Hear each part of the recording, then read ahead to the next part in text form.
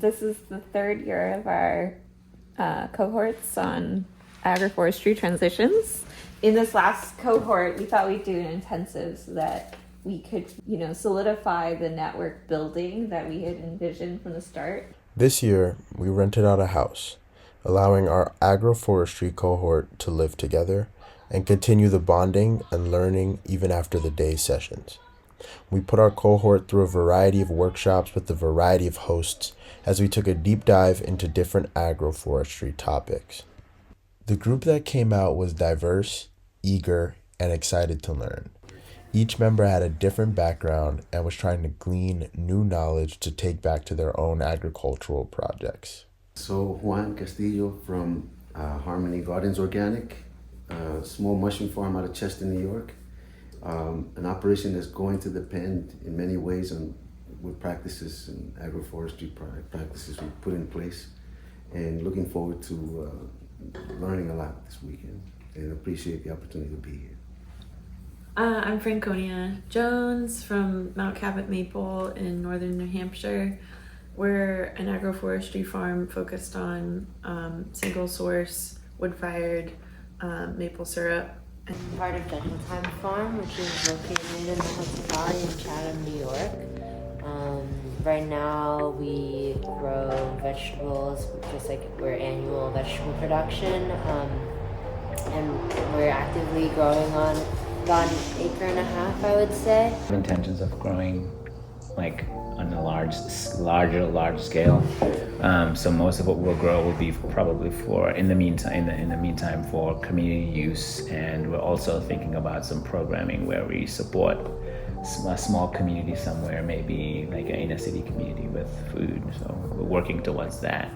One workshop we participated in was hosted by Kristen Giovanelli, a graduate student at Dartmouth's Ong Agroecology Lab and a co-organizer of this retreat. During her workshop, she discussed the benefits of different types of soil, how to test them, and their respective implications on a farm. Maybe siltier things. That's why it can form in a ball a little bit more than pure sand, because, when there's flooding, deposition of different sediments, which gives us that nice silty thing that makes this such a prime place for agriculture. So it's always really good to do these little sorts of tests. I'm really gross, and sometimes we'll even test it on my gums because you can see, you can feel how silty versus sandy it is on your gums really well. Another workshop was co-hosted by Alan Reitz of the Hanover Co-op Food Stores and Kevin Haggerty of Nova, Vermont, who both gave us tips on how to make our products more marketable when selling to co-ops or other food purveyors. We look for niche products. Specialty items are a big deal. Walnuts and pecans are not going to be able to compete, even organic, with the commodity market. Yet an heirloom nut variety creates market opportunity. You might grow vegetables to help you get income flow while you figure out what your nut or tree crop might be, but there are ways and stepping stones into doing business with us.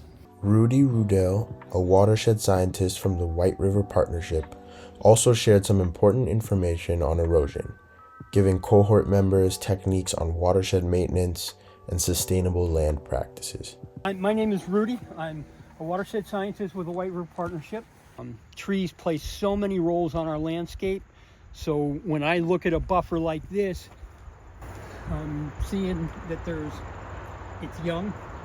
It's not very big in terms of the size of a water body that we are looking at. And grass keeps land from eroding. So often the programs that are in place to ensure buffers frequently will allow grass strips. They do prevent erosion. They do play some good roles. Some grasses are deeper rooted than others, but they are not trees. Our cohort also got the opportunity for some hands-on learning, directly engaging with the sites that we visited. We checked out the state-of-the-art greenhouse, exploring the different ecological interactions that developed within it. We also visited a functioning nursery and agroforestry plot. Dr. Teresa Ong, another co-organizer of this retreat, and founder of the Ong Agroecology Lab, gave us first-hand insight into the soil, plants, and techniques used to achieve a sustainable food forest. This is designed to be a food forest, and in food forests, we're really trying to mimic the structure and function of a forest ecosystem,